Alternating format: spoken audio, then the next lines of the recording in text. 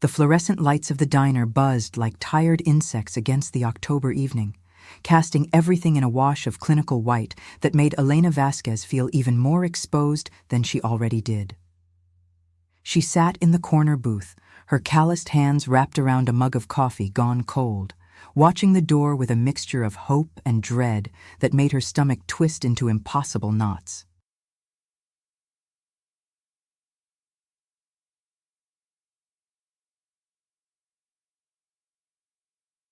"32 years old, and this was what her life had become.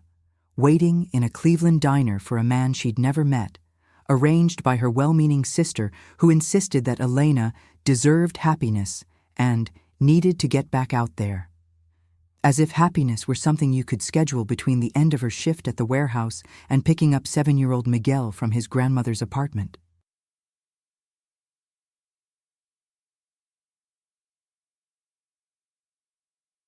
Elena caught her reflection in the window glass. Short hair she'd cut herself to save money, broad shoulders from years of lifting boxes, hands that bore the evidence of every hard day she'd survived. No makeup, because she'd been too exhausted after her double shift to remember. Work boots instead of heels, because she'd come straight from loading trucks and hadn't had time to go home. Her sister's voice echoed in her mind. "Just be yourself, Elena. The right person will see you." But what if herself wasn't enough? What if the right person took one look and saw exactly what Elena saw in every mirror? A woman who'd been ground down by life until she'd forgotten how to be soft. The door chimed. Elena's breath caught as a man in his mid-30s entered, dressed in pressed slacks and a button-down shirt that probably cost more than her monthly grocery budget. He looked around, his eyes scanning the diner with the expression of someone searching for a specific face. Their eyes met for half a second, and Elena felt something flutter in her chest, fragile and foolish as a moth near flame. He walked toward her booth. Elena straightened, tried to smile, felt her heart hammering against her ribs like it was trying to escape the humiliation it sensed coming. "Elena?" His voice was flat, already disappointed. "Yes." She stood, extended her hand. "You must be... Jesus Christ." He didn't take her hand. Instead, he laughed, a short, cruel bark that cut through the diner's ambient noise like a knife through silk. "This is a joke, right? My buddies put you up to this?" Elena's hand fell to her side. What? I mean, look at you." His eyes traveled over her with open disgust. "My profile said I wanted a woman, not whatever this is."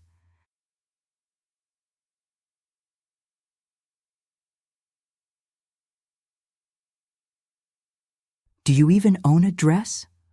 Or did you come straight from the construction site?" He leaned in, and Elena could smell his expensive cologne mixed with something sharper. Contempt, perhaps, or maybe just the particular cruelty of someone who'd never known what it meant to struggle. "You look like a man. Actually, you look like a man who gave up." The words hit Elena like physical blows. Around them, the diner had gone quiet.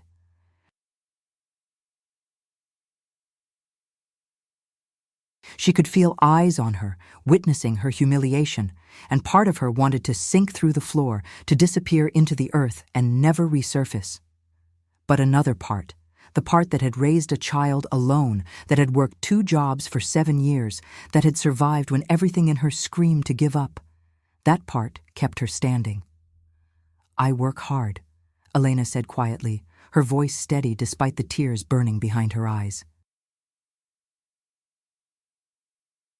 "I came here straight from my job because I couldn't afford to miss the hours. I'm sorry if that offends you."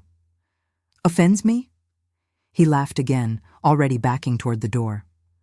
"Honey, you don't offend me, you just exist. And honestly, that's sad enough." He pulled out his phone, was already typing as he pushed through the door. "I'm telling Rebecca she owes me for this disaster. Enjoy your coffee, sir."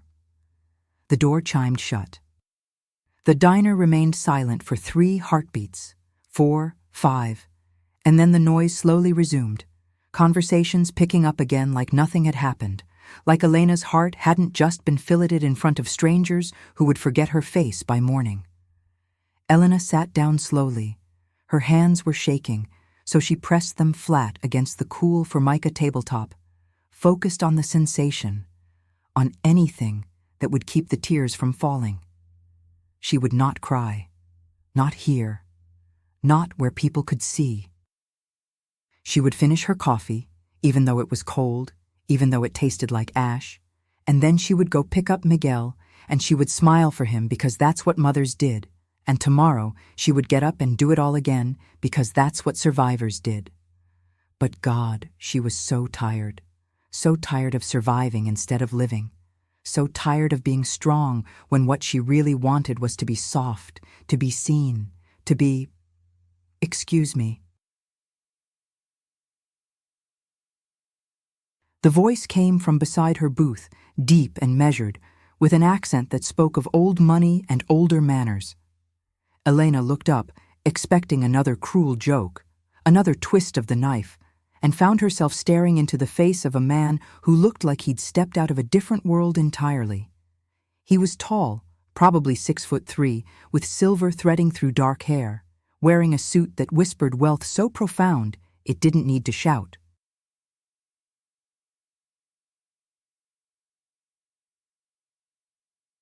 But it was his eyes that caught Elena, gray like storm clouds, and looking at her with something she couldn't quite name. Not pity, not contempt, something else entirely. "I apologize for the intrusion," he said, his voice carrying the faint trace of an accent Elena couldn't place. European, maybe, smoothed by decades of American living. "But I couldn't help but overhear what just occurred, and I find myself compelled to ask if I might join you." Elena blinked, certain she'd misunderstood. "I'm sorry? May I sit?" He gestured to the booth across from her. "I realize this is highly irregular, but I would very much like to have coffee with you, if you'll permit it." Elena stared at the stranger, her mind struggling to process what was happening. Was this another joke? Some elaborate setup? But his expression held no mockery, no hidden laughter waiting to spring forth and cut her down again.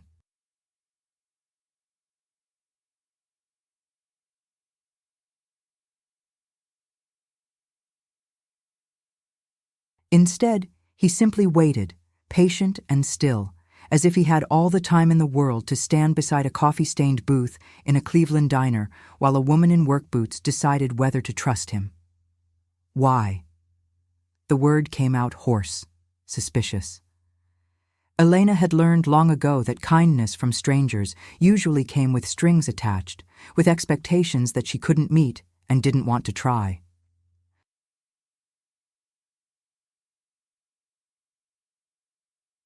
"Because," he said simply, "I believe that man was a fool, and I've learned over the years that fools should not be allowed to have the final word." He smiled then, slight and warm. "Also, I've been told I make for decent company, and you look like you could use some of that right now."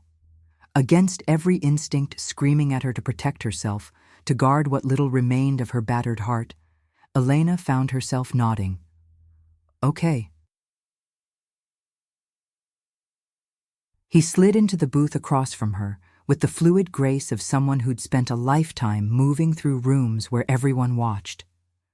A waitress materialized almost instantly, the same one who'd ignored Elena's attempts to order for the past 20 minutes, and suddenly became all smiles and efficiency.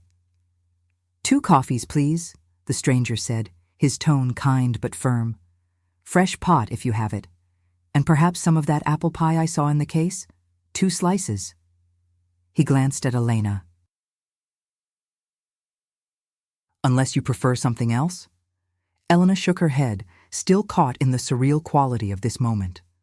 The waitress vanished, and Elena was left alone with this man who'd chosen, for reasons she couldn't fathom, to sit with the woman everyone else saw as a joke. "I'm Alexander Russo," he said, extending his hand across the table. "Most people call me Alex, though my mother insists on the full name when she's disappointed with me."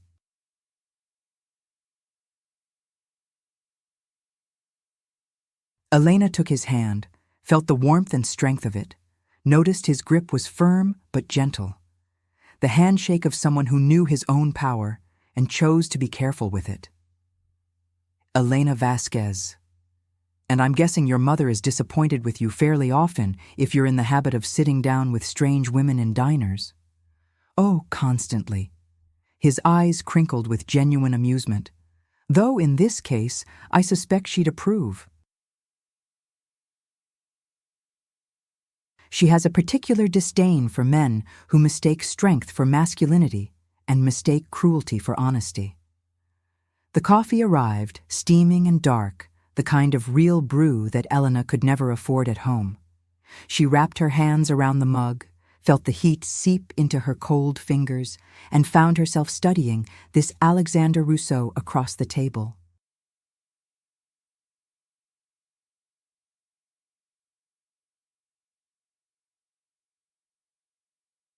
He was handsome in the way that expensive things often were, refined, polished, with a jawline that looked sculpted and eyes that seemed to see more than most people bothered to look for. "What do you do, Mr. Rousseau?" Elena asked, testing the name on her tongue. "Alex, please." He added cream to his coffee with the precise movements of someone who'd performed this ritual 10,000 times. "I work in acquisitions, primarily. Real estate development, urban renewal projects, that sort of thing. It's not as interesting as it sounds." Elena had lived in Cleveland long enough to know what real estate development meant when spoken by a man in a $10,000 suit. "You're one of those people tearing down the neighborhoods and building condos nobody who actually lives there can afford." He paused, his cup halfway to his lips, and something shifted in his expression. Surprise, perhaps, or respect. "That's unfortunately accurate more often than I'd like to admit, though I'd argue that I'm trying to be one of the ones who does it differently, with mixed success, depending on who you ask." "And who should I ask?" "The people who actually live there," he said quietly. "Which is why I spend a considerable amount of time walking through neighborhoods and talking to residents before I ever break ground."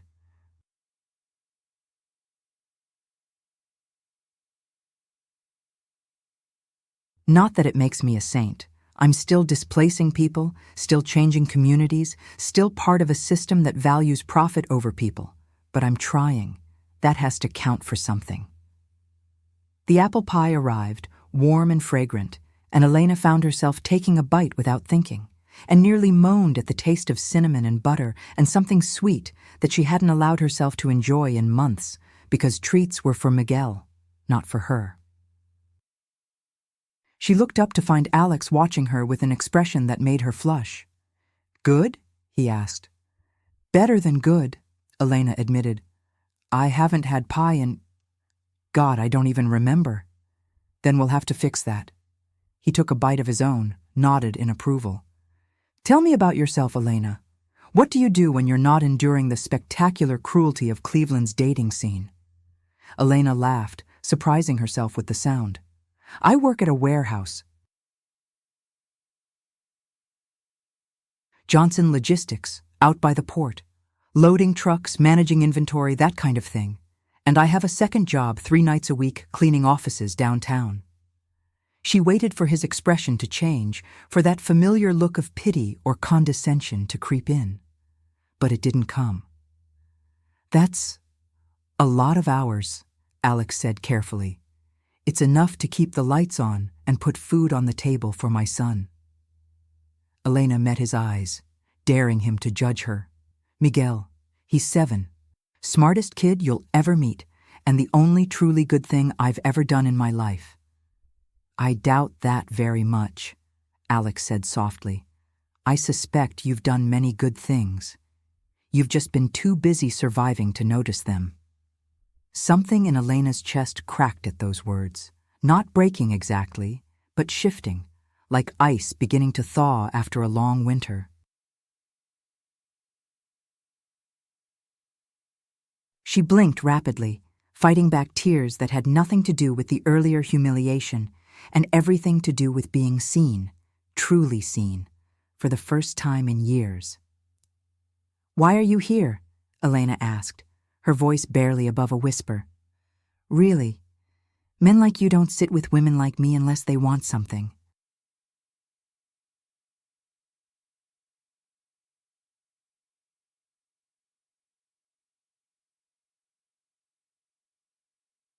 Alex set down his fork, leaned back against the booth, and studied her with those storm-gray eyes that seemed to look straight through her defenses into the raw, aching core of who she was. "I'm here," he said finally, "because I saw someone being cruel to someone who didn't deserve it, and I was raised to believe that standing by in silence makes you complicit."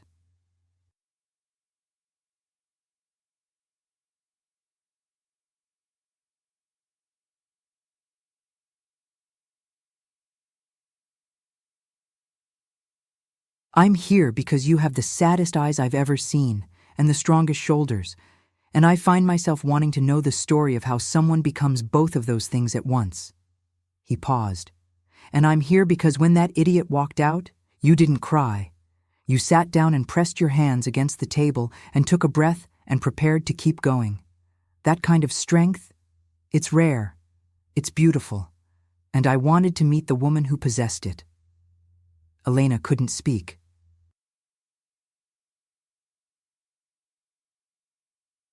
Couldn't breathe, couldn't do anything but sit there and feel her carefully constructed walls beginning to crumble under the weight of words she'd never expected to hear from anyone, least of all from a stranger in a diner who looked like he belonged in a different universe entirely.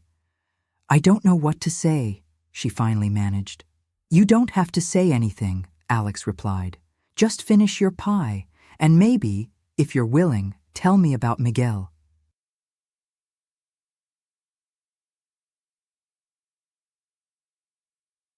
"I'd like to know about the boy who has the love of a woman strong enough to work 2 jobs and still show up for blind dates believing in possibility."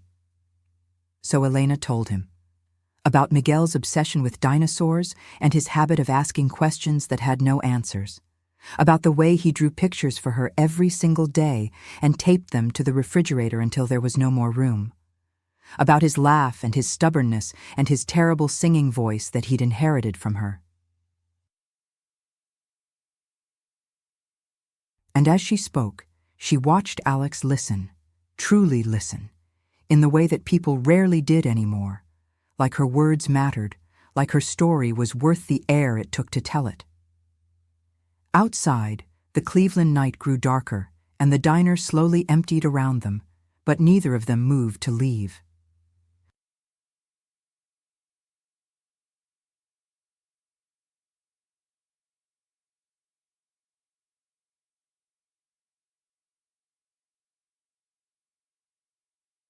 The coffee had been refilled 3 times, and the waitress had stopped hovering somewhere around the 2nd hour, when it became clear that Alexander Rousseau wasn't just being polite.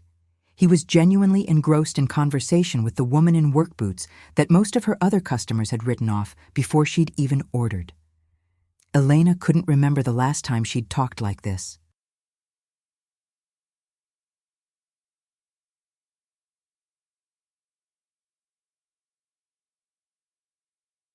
Not surface-level pleasantries or the exhausted exchanges she had with other parents at Miguel's school, but real conversation, the kind that ranged from the mundane to the philosophical, from stories about childhood to questions about the nature of consciousness and whether people were born with their hearts already knowing what they needed or if they had to learn it through breaking. "I think we're all born knowing," Alex was saying, his fingers tracing idle patterns on the table between them. But then life gets in the way. Society, expectations, trauma, they layer over that original knowing until we can barely hear it anymore. We spend the rest of our lives trying to excavate back down to that first truth. "And what was your first truth?" Elena asked, leaning forward. She'd removed her jacket an hour ago, had stopped worrying about how her work shirt looked or whether her hair was sticking up in the back.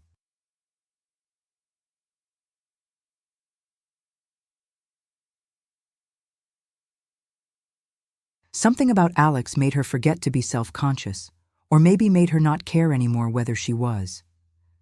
Alex considered the question, his expression growing distant. That I was meant to build things, create spaces where people could live and thrive. My father wanted me to be a surgeon like him, third generation, but I'd rather pour concrete and argue with city planners about zoning laws than cut into someone and hope I didn't make it worse. He smiled ruefully.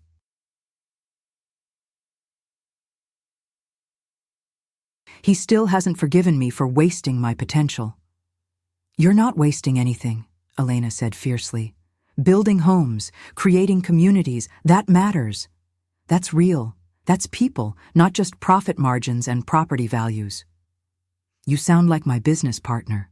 She's constantly reminding me that we're in the business of lives, not just buildings. Alex paused.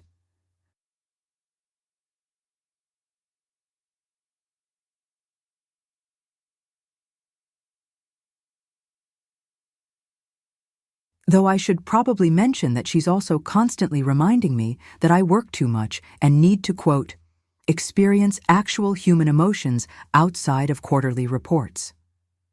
Sounds wise, Elena said.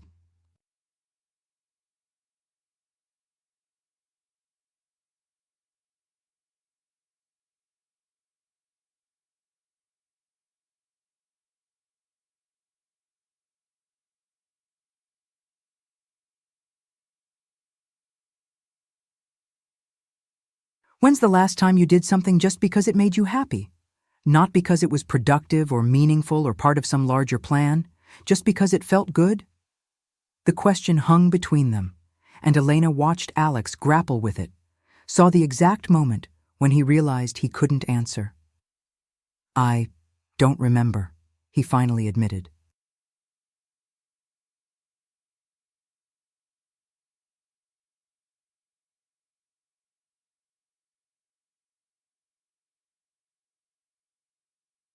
Isn't that pathetic? I'm 45 years old. I have more money than I could spend in 3 lifetimes, and I can't remember the last time I did something purely for joy. Then we're the same, Elena said softly. Except I'm broke and you're rich, but otherwise. Same cage, different materials. Alex looked at her then, really looked, and Elena felt something shift between them. Some unspoken recognition of kindred spirits who'd both forgotten how to be anything other than functional. Tell me something, he said.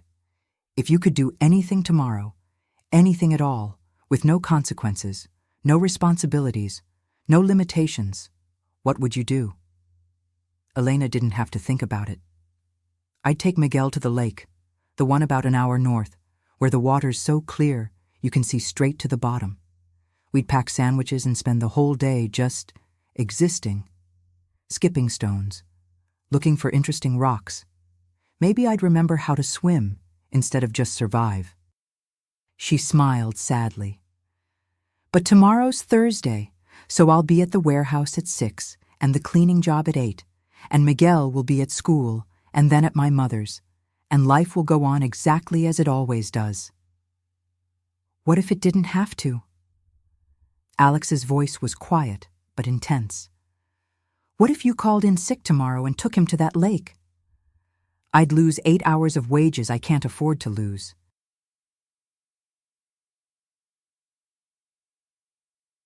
My supervisor would write me up, and I'm already on thin ice from last month when Miguel had the flu, and I had to miss 3 days. Elena shook her head. In your world, maybe you can just decide to take a joy day, and everything adjusts around you. In mine, one missed shift means the difference between making rent and getting evicted. I know. Alex's expression was pained. I know. And I'm sorry for even suggesting. Don't. Elena cut him off, but gently.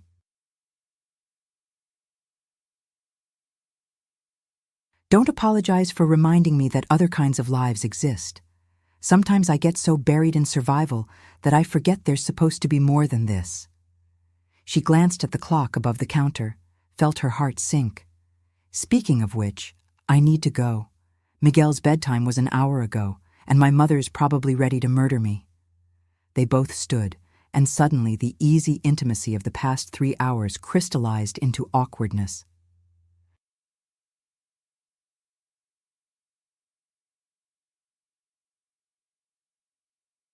What were they supposed to do now? Exchange numbers like this had been a real date? Shake hands and part ways like business associates? Elena felt panic rising in her chest. This night had been a strange gift, an anomaly in her otherwise grinding existence, but she didn't know how to end it without ruining the magic of it. Elena. Alex reached into his jacket, pulled out a business card that probably cost more to print than her entire outfit cost to buy. I don't want this to be the end. I'd very much like to see you again, if you're willing. Elena took the card, felt the weight of expensive paper between her fingers. Alexander Rousseau, CEO, Rousseau Development Group. A phone number, an email address, a physical manifestation of the chasm between their worlds. Why? The question came out before she could stop it. You could have anyone.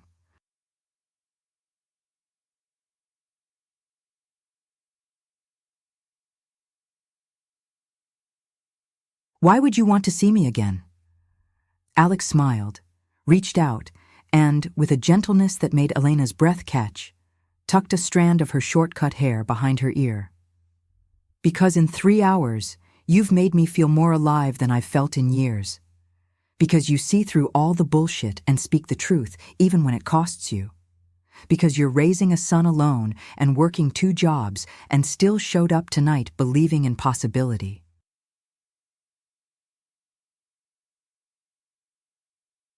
His thumb brushed her cheek, so light she almost thought she'd imagined it.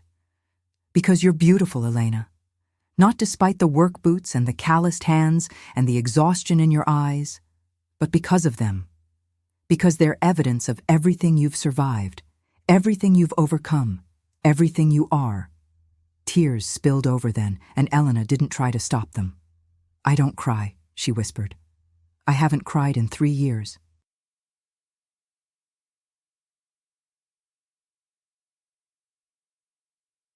Not when Miguel's father left, not when I lost my job, not when— Then cry now, Alex said. Cry because someone finally saw you. Cry because you're tired. Cry because you deserve to feel something other than strong for 5 goddamn minutes. So Elena cried. Standing in a diner at 11 o'clock on a Thursday night, she cried while a billionaire stranger held her shoulders and told her it was okay, she was okay, everything was going to be okay.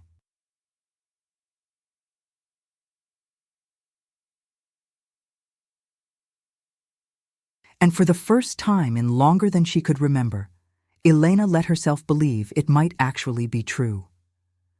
The card sat on Elena's nightstand for 3 days, like a small, expensive accusation.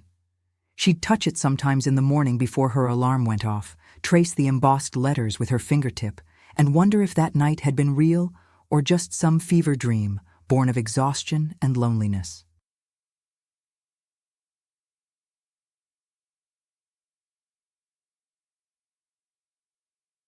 Miguel noticed it on Saturday morning while climbing into her bed for their weekend ritual of cartoons and cereal. What's that, Mama? Just a business card, baby. From who? He was already reaching for it with sticky fingers, and Elena gently intercepted him. From a man I met, a friend.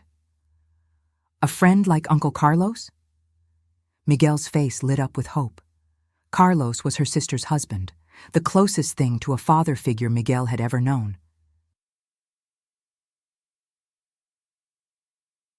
Is he nice? Does he like dinosaurs?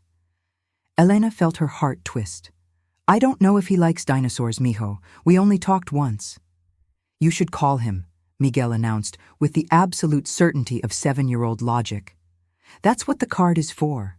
Miss Anderson says business cards are for networking and building professional relationships. He said the last part carefully, like he was reciting something he'd memorized. When did Miss Anderson teach you about business cards? Career day. She said we're never too young to think about our futures. Miguel flopped back against her pillows. So you should call him. Build your professional relationship. Elena laughed despite herself, pulled her son close, and kissed the top of his head. Maybe I will, baby. Maybe I will. But she didn't call. Not Saturday, not Sunday, not Monday when she worked a double shift and came home too exhausted to do anything but collapse into bed.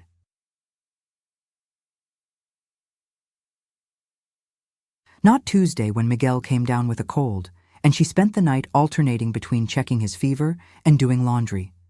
Not Wednesday when her supervisor pulled her aside to tell her that the company was implementing new efficiency measures and she'd need to increase her output by 15% or face reduced hours. By Thursday, exactly 1 week after that strange, transformative night in the diner, Elena had almost convinced herself to throw the card away.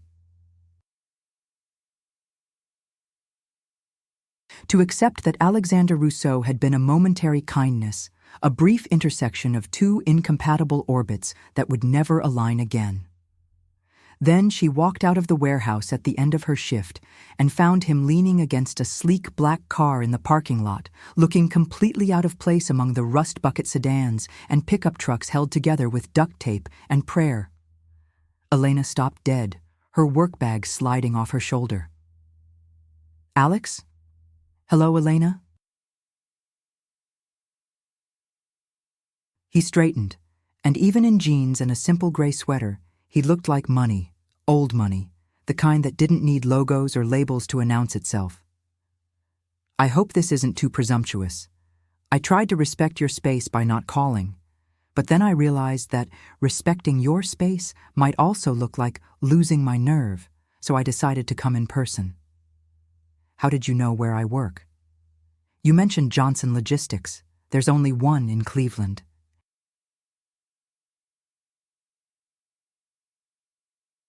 He took a step closer, his expression uncertain in a way that made him seem younger, more vulnerable.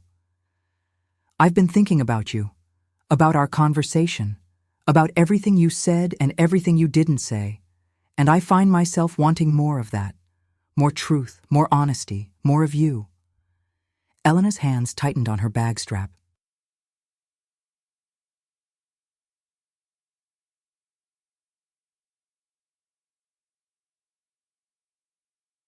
Around them, her co-workers were filing out of the building, and she could feel their eyes, their curiosity, their judgment forming before they'd even heard the story. Alex, this is my work, my life. You can't just show up here. Why not? Because people will talk, because they'll make assumptions, because... She broke off, frustrated. Because you don't understand what it's like to be me.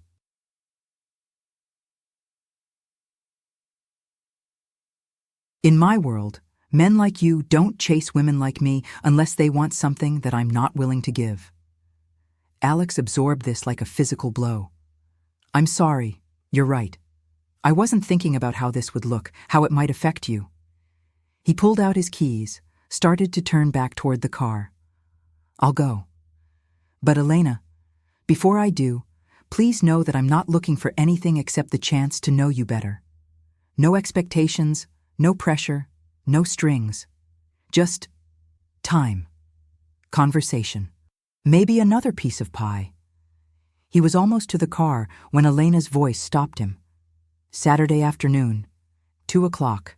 There's a park near my apartment, Riverside Park, by the old stone bridge.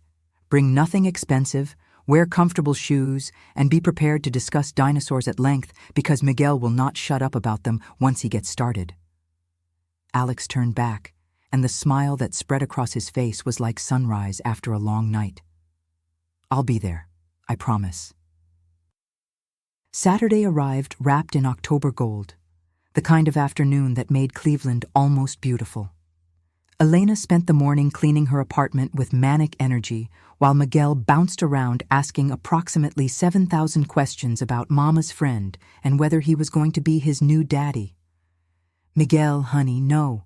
He's just a friend. We're just hanging out.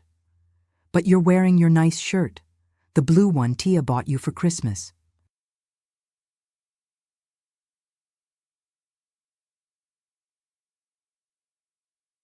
Miguel watched her with knowing eyes far too old for his face. You only wear that when something's important. Elena sighed, sat down on the couch and pulled her son onto her lap. Okay, yes, he's important, but that doesn't mean he's going to be your daddy or anything like that. He's just someone Mama likes talking to, someone who makes me feel less alone. Can you understand that? Miguel nodded seriously.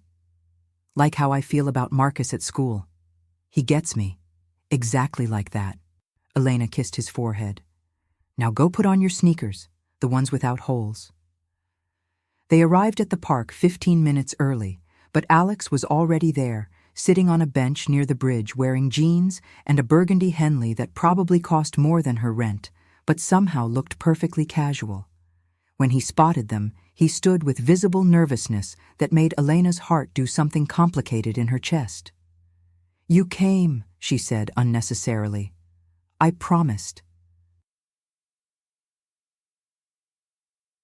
He looked down at Miguel, who was regarding him with the intense scrutiny only children could manage. You must be Miguel. Your mom's told me a lot about you. She told me about you too, Miguel announced. She said you're rich, but nice, which Tia says is rare, like a unicorn. Miguel! Elena felt her face flush hot. But Alex laughed, a real, unguarded sound that crinkled the corners of his eyes. Your Tia sounds very wise. And you're absolutely right. It is rare. I try to be the exception. He crouched down to Miguel's level. Your mom also told me you're the world's leading expert on dinosaurs. Is that true? Miguel's eyes went wide. I know all the dinosaurs, even the ones most people never heard of. Do you want to hear about Therizinosaurus? It had claws this big. He spread his arms as wide as they would go.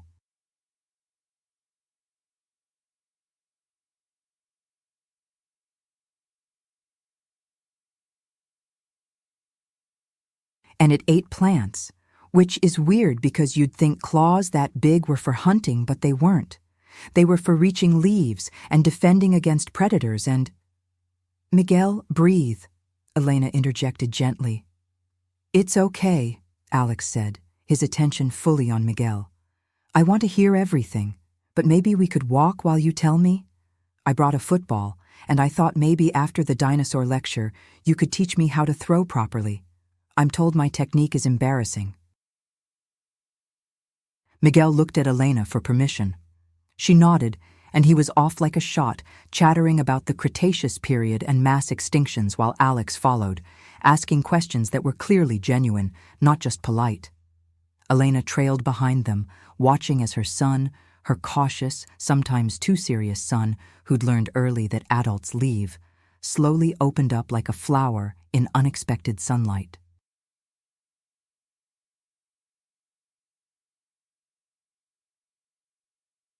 And Alex listened, like every word mattered, like Miguel's enthusiasm was the most important thing in the world. They played football. Miguel's throws were wild and joyful, and Alex's were deliberately terrible in a way that made Miguel dissolve into giggles. They climbed the bridge railings, carefully, with Elena hovering nearby, and looked for interesting rocks. They fed ducks stale bread that Alex had apparently brought specifically for that purpose.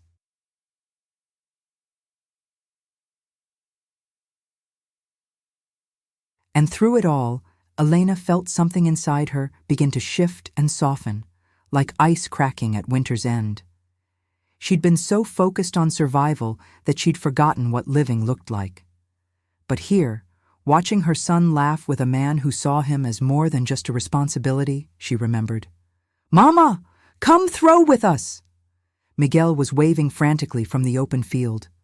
Elena looked at Alex, who extended his hand toward her with a question in his storm-gray eyes.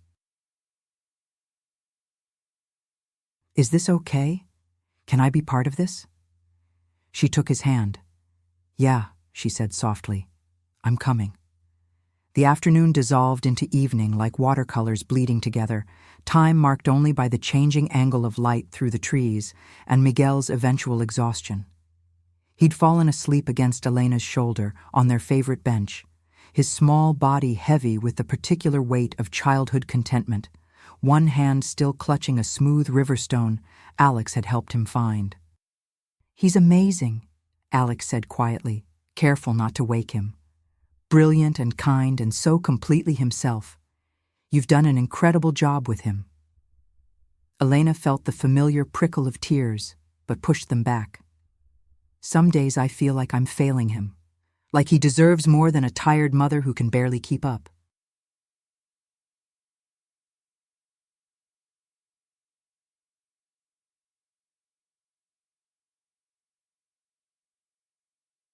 He deserves exactly what he has, a mother who loves him enough to work herself to exhaustion, who shows up for park days even when she's running on 3 hours of sleep, who teaches him that strength and gentleness can coexist. Alex shifted closer, his voice dropping lower. "Elena, you're not failing him. You're showing him what real love looks like." The words settled into Elena's chest like warmth, filling spaces she hadn't known were hollow. "Why are you doing this?" she asked. "Really?" "You could have anyone. Someone without complications, without a child, without 2 jobs and an apartment that probably wouldn't meet your building codes." Alex was quiet for a long moment, watching the river reflect the dying light. 10 years ago, my wife died, he finally said. Cancer. We'd been married for 8 years, and I loved her the way you're supposed to love someone. Completely, without reservation. When she died, I convinced myself that was it. One great love per lifetime, and I'd had mine. Elena's breath caught. "Alex, let me finish." He turned to face her, and his eyes held depths of grief she recognized from her own mirror. "I spent a decade building things, literal buildings, yes, but also walls. I told myself I was honoring her memory by not moving on, by staying devoted to what we'd had.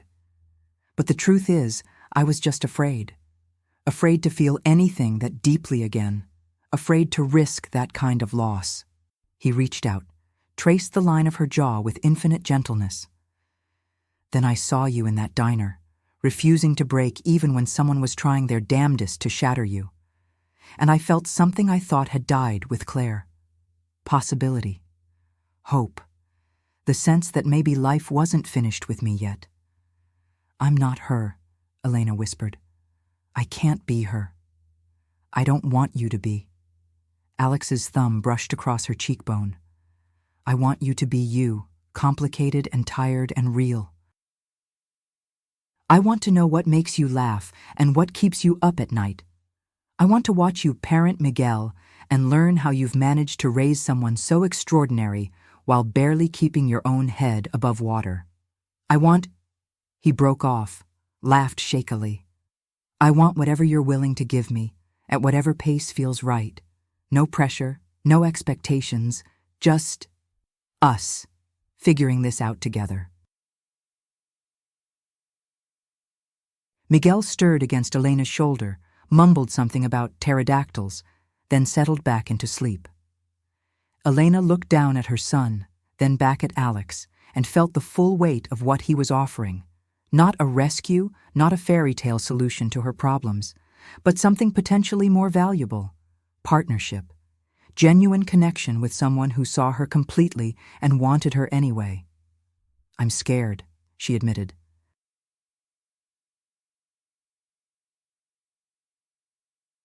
"I'm scared that this is too good to be real, that I'll wake up and it'll be another disappointment I have to explain to Miguel.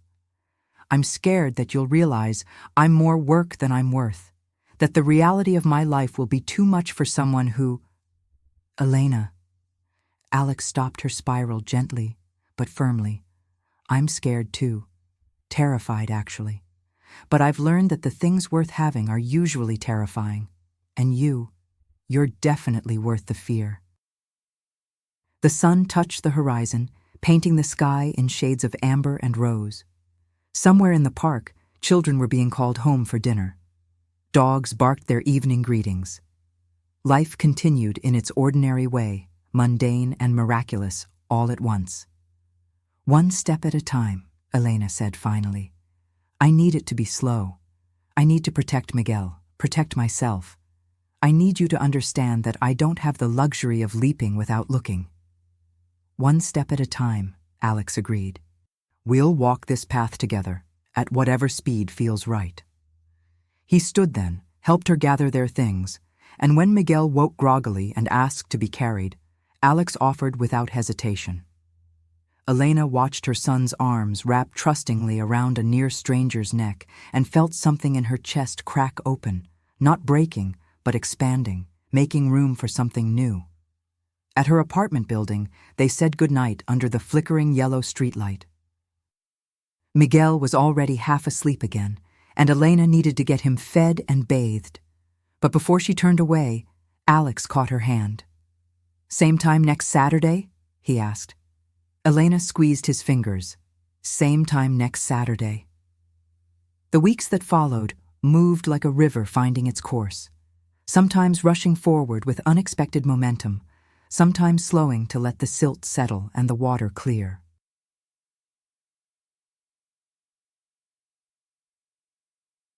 Alex became a Saturday fixture in their lives, then a Wednesday evening presence, then someone who texted Elena goodnight messages that made her smile into her pillow like a teenager discovering romance for the first time. But it wasn't a fairy tale.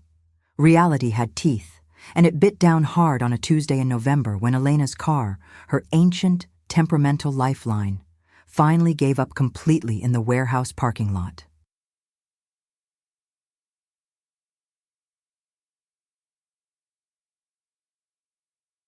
The mechanic's estimate was $2,200, which might as well have been $22 million for all the chance Elena had of affording it.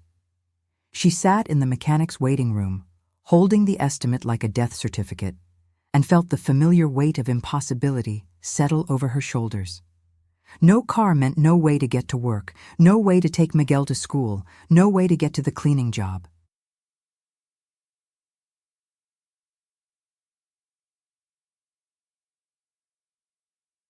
She could take the bus, but that would add 3 hours to her daily commute, and she was already running on fumes.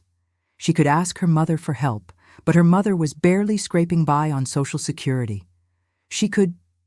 Her phone buzzed. Alex, how's your day going? Thinking about you.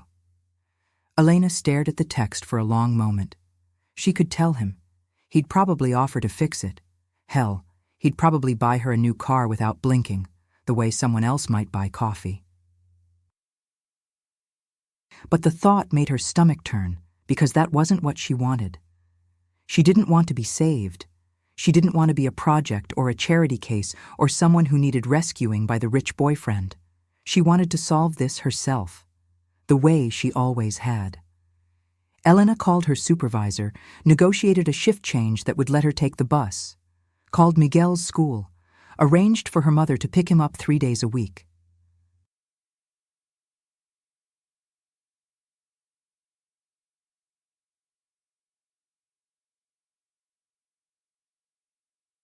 Called the cleaning company, quit the evening job because there was no way to make the schedule work anymore.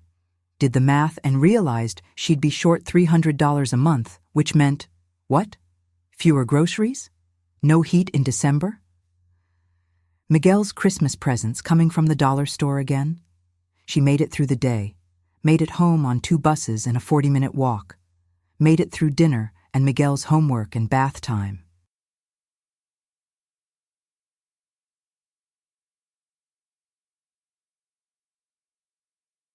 Made it until Miguel was asleep and she was alone in her dark kitchen, finally allowing herself to feel the full weight of how exhausted she was of surviving.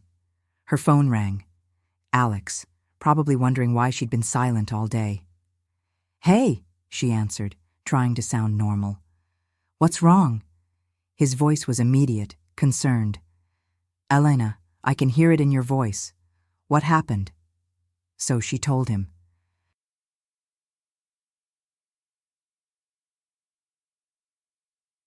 About the car and the money and the impossible mathematics of poverty that meant one breakdown could cascade into catastrophe. About quitting the second job and what that meant for their already tight budget. about feeling like she was drowning and couldn't ask for help because asking for help meant admitting she couldn't do this alone. And if she couldn't do this alone, then what kind of mother was she? Alex listened without interrupting.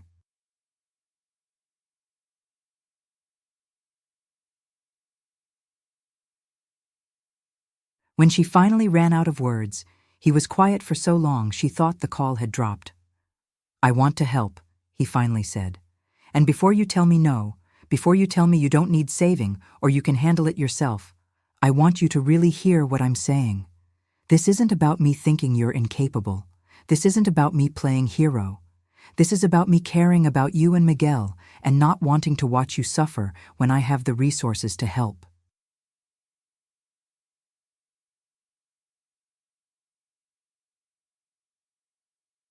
"Alex, let me fix your car, Elena, please. Not as some grand gesture, not as me trying to buy your affection or make you dependent on me.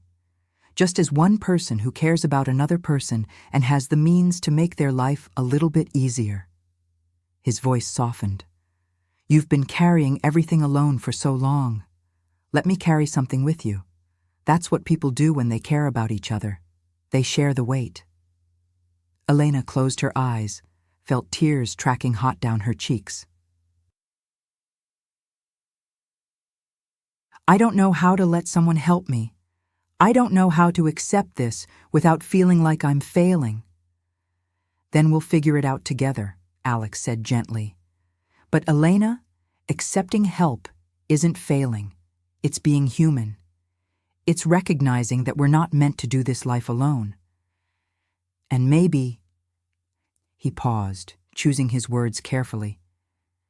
"Maybe the strongest thing you can do right now is let yourself be vulnerable enough to accept grace when it's offered." The word hung between them. Grace. Not charity, not pity. Grace, unearned, freely given, the kind of gift that acknowledged suffering without diminishing strength. "Okay," Elena whispered. "Okay, but I'm paying you back. Even if it takes me 5 years, I'm paying you back." "If that's what you need to feel okay about it, then yes, though I'd rather you let it be a gift." She could hear the smile in his voice. "I'll call the mechanic tomorrow. And Elena, thank you for trusting me with this. I know how hard it was." After they hung up, Elena sat in her dark kitchen for a long time, feeling something shift inside her, some old, rigid belief about self-sufficiency and worthiness beginning to crack. Maybe strength wasn't always about bearing everything alone. Maybe sometimes it was about having the courage to let someone else see you struggling and choosing to believe them when they said they wanted to help. The next morning, she woke to a text from the mechanic. "Car's ready. All paid."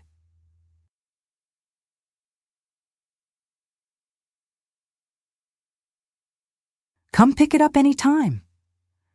And underneath the relief and gratitude, Elena felt something else blooming in her chest, something terrifying and wonderful and completely inevitable. She was falling in love with Alexander Rousseau, and for the first time in 7 years, she was letting herself believe that maybe, just maybe, she deserved that kind of happiness. December arrived with the first real snow, transforming Cleveland into something almost magical. Miguel pressed his face against Elena's apartment window, watching the flakes spiral down like small miracles, and announced that this was going to be the best Christmas ever because Alex knows about Christmas. Elena, who'd been bracing herself for another lean holiday season of homemade gifts and apologies, felt something warm unfurl in her chest at her son's certainty.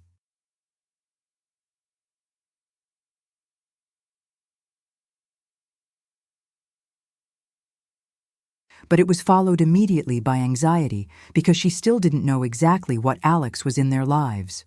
Boyfriend felt simultaneously too small and too presumptuous for what they'd been building over the past 2 months. They'd been careful, deliberate. Alex came to Saturday Park days and Wednesday dinners.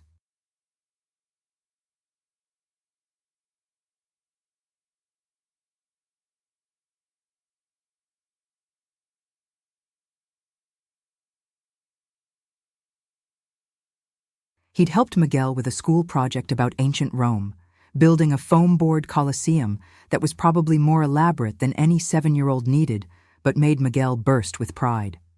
He texted Elena throughout the day, not overwhelming, just enough to remind her she was thought about. They'd kissed exactly twice, once after a particularly good dinner when Miguel was at her mother's, and once in his car after he'd driven her home from work when the buses weren't running.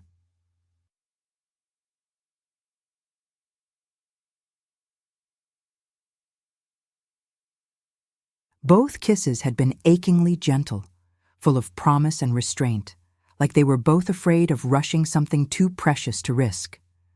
But Elena could feel the momentum building, feel them approaching some threshold that would require decisions about what came next. And the truth was, she was terrified. Not of Alex, of herself, of believing this could last, of letting Miguel get too attached.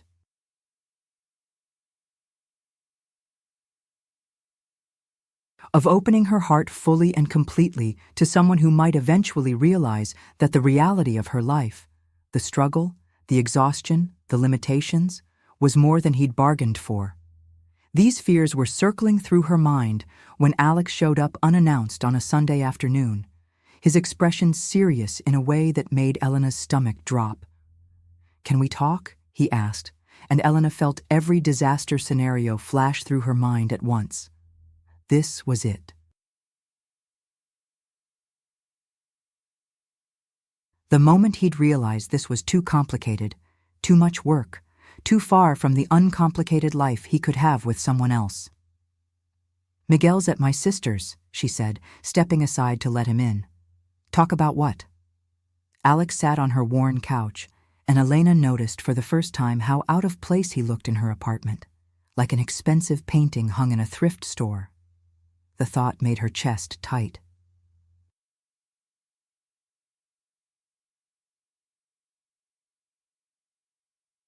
"I've been thinking a lot about us," Alex began, and Elena braced herself for the blow. "About what we're building and where this is going. And I realize I haven't been completely honest with you about something." "Okay," Elena said slowly, her heart hammering. "I'm in love with you." The words came out rushed, like he'd been holding them back too long. "I'm in love with you and with Miguel and with the life you've built, despite everything trying to tear it down. I'm in love with your strength and your vulnerability and the way you make me want to be better than I am. And I haven't said it because I didn't want to pressure you, didn't want you to feel like you had to say it back, or that this was moving too fast." He took a breath. "But I can't keep pretending this is casual for me anymore. It's not. You're not. This is it for me, Elena. You're it." Elena stared at him, her mind struggling to process words she'd convinced herself she'd never hear. "You... what?" "I love you," Alex repeated, quieter now. "And I want to be part of your life, really part of it. Not just Saturday afternoons and Wednesday dinners. I want to be there for the hard days and the ordinary days. I want to help with Miguel's homework and argue about whose turn it is to do dishes. I want..." He stopped, seemed to wrestle with himself. "I want to ask you to move in with me, you and Miguel both. I have a house that's way too big for one person, in a good school district, with a yard where Miguel could play. I want to wake up next to you and fall asleep, knowing you're safe and warm and not working yourself to death just to survive." Elena felt like the floor had disappeared beneath her. "Alex, that's too much. I know. I'm sorry." He ran a hand through his hair, looking younger and more uncertain than she'd ever seen him. "I'm saying this all wrong. I'm not trying to swoop in and save you or change your life without your consent. I'm just trying to tell you that I love you and I want to build something real with you. And I have resources that could make both our lives better. Not because you need me to survive, but because we could be happy together. Really happy. Not just surviving, but thriving."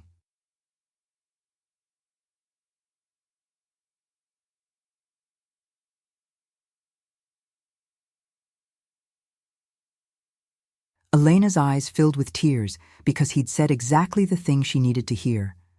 Not that he wanted to save her, but that he wanted to be with her, to build something together rather than fixing her broken life from the outside. "I'm scared," she admitted. "I'm scared that if I say yes, I'll lose myself, that I'll become someone who depends on you instead of someone who stands on her own."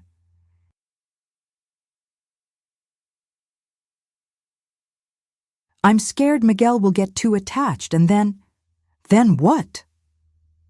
Alex moved closer, took her hands in his. "Elena, I'm not going anywhere. I'm not Miguel's father who walked away when things got hard. I'm the man who sees exactly how hard your life is and wants to be part of it anyway. I'm the man who's already attached to your son and loves watching him grow and wants to be there for every milestone and every scraped knee and every spelling test." "I need time," Elena said, her voice shaking. "I need to think about this. Talk to Miguel. Make sure I'm making this decision for the right reasons and not just because I'm tired of struggling." "Take all the time you need," Alex said. "But Elena, for what it's worth, wanting to stop struggling isn't a wrong reason. You've earned the right to rest. You've earned the right to accept help. You've earned the right to be loved by someone who wants to make your life easier, not harder." After he left, Elena sat on her couch for a long time, turning his words over in her mind like the river stones Miguel collected. And slowly, carefully, she let herself imagine it.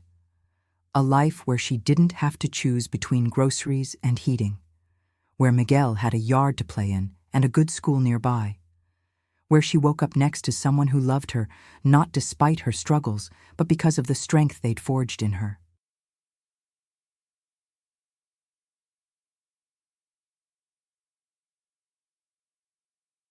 Where she finally got to stop just surviving and start actually living. Christmas morning arrived wrapped in fresh snow and the kind of crystalline silence that made the world feel suspended between past and future. Elena woke in her apartment, their last morning here, she'd decided 2 weeks ago, with Miguel already bouncing on her bed, too excited to sleep.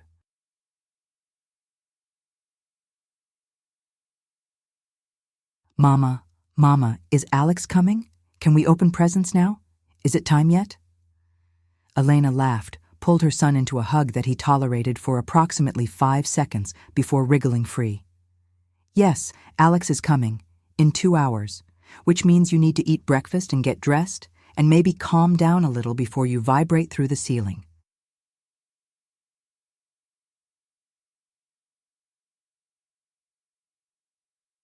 But she understood his excitement because she felt it too. A fizzing anticipation that had nothing to do with presents and everything to do with the life they were about to step into together. She'd said yes. 3 days after Alex's confession, after talking to Miguel and her mother and lying awake for 2 straight nights examining her fears from every angle, she'd said yes. Not because she needed rescuing, but because she wanted partnership.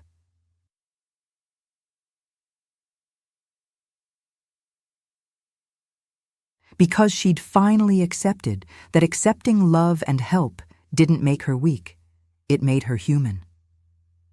They'd decided to take it slow still, move in, but keep her name on this apartment lease for 6 months, just in case.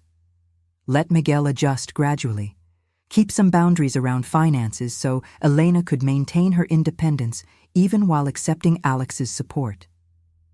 It wasn't a fairy tale. It was better. It was real, negotiated, built on honest conversation about needs and fears and hopes. Alex arrived promptly at 9, arms full of packages that made Miguel's eyes go wide. But Elena noticed he set them aside first, came to her, and kissed her with a gentleness that still made her breath catch after 2 months of knowing him.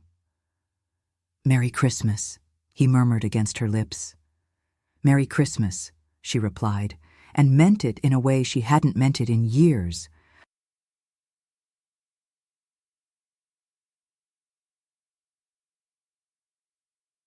They opened presents in Elena's living room, This small space that had held so much struggle and survival, now filled with laughter and wrapping paper and Miguel's delighted shrieks over every gift.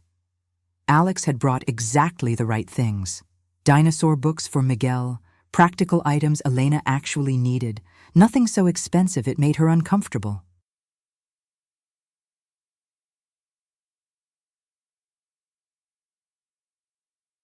And Elena had made them both gifts with her own hands. A scarf for Alex knitted late at night after Miguel slept. A photo album for them, all filled with pictures from the past 2 months, showing how a family could be built from choice rather than blood. But the real gift came later, after presents were opened and breakfast was eaten and Miguel was temporarily distracted by his new Lego set.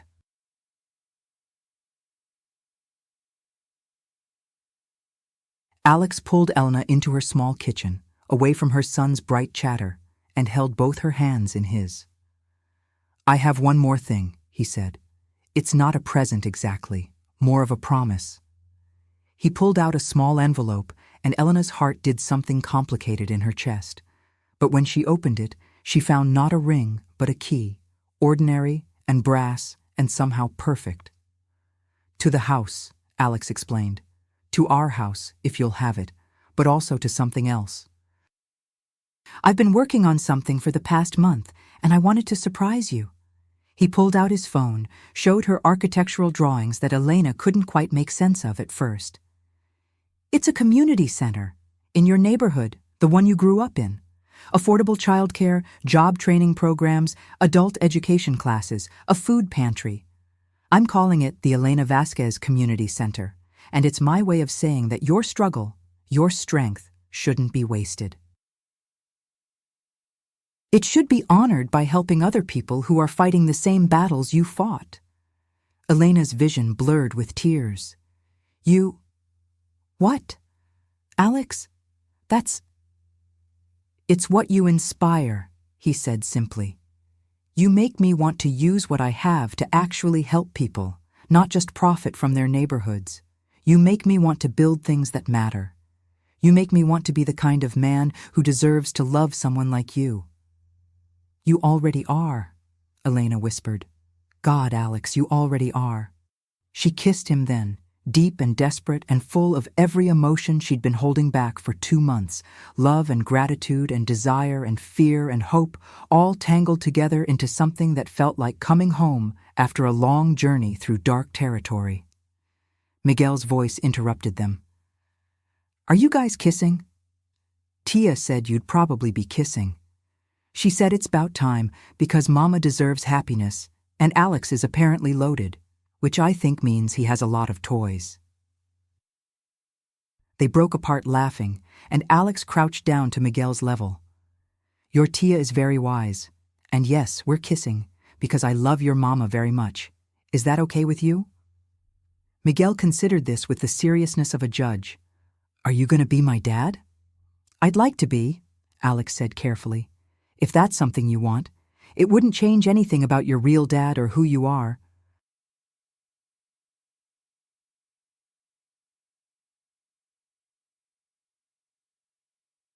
"But I'd like to be someone you could count on, someone who's there for you, someone who loves you just because you're you." Miguel looked at Elena, seeking confirmation. She nodded, her throat too tight to speak. "Okay," Miguel said. "But you have to learn about all the dinosaurs, not just the famous ones. And you have to do bedtime stories with different voices. And," he paused, his small face suddenly vulnerable, "you have to promise not to leave. Lots of people leave." "But Mama says you're different." "I promise," Alex said, his voice thick with emotion. "I'm different because your Mama taught me how to be. And I'm never leaving, buddy. You're stuck with me now."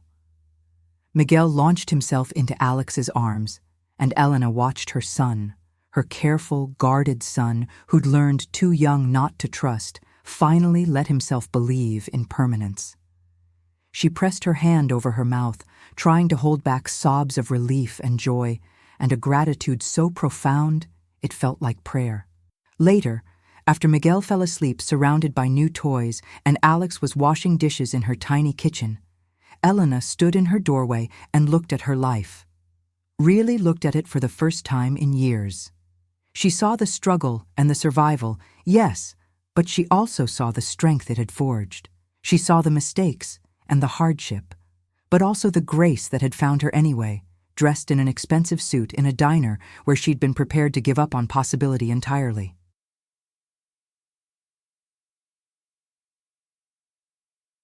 She thought about that night, about the woman she'd been, humiliated, exhausted, convinced she was unlovable. And she thought about who she was now, still tired sometimes, still struggling with accepting help, but fundamentally changed by letting herself be seen and chosen and loved. "What are you thinking about?" Alex appeared beside her, drying his hands on a towel. "About how sometimes the worst moments lead to the best ones," Elena said. "About how I almost didn't show up that night because I was so tired, so convinced nothing would ever change. About how close I came to missing this. Missing you. Missing us." Alex pulled her close, and Elena let herself lean into his strength without fear of losing her own. "I'm glad you showed up," he murmured into her hair. "I'm glad you were brave enough to keep believing in possibility, even when everything told you not to." "I'm glad you saw me," Elena replied. "Really saw me, when everyone else looked through me or looked away." They stood together in her doorway as snow fell soft outside, watching Miguel sleep and listening to the city settle into Christmas silence. And Elena felt something she hadn't felt in years. Not hope, exactly, because hope still implied uncertainty. This was deeper than that. This was knowing that she was loved completely, with all her rough edges and calloused hands and work-worn exhaustion. Knowing that she'd found someone who wanted to build a life with her, not rescue her from her life. Knowing that sometimes the most beautiful stories began in the darkest moments when you're convinced the narrative is over. But the narrative was never over. It was just waiting for the right person to help you turn the page and begin a new chapter, one written in partnership and grace and the kind of love that sees strength in survival and beauty in the battle scars.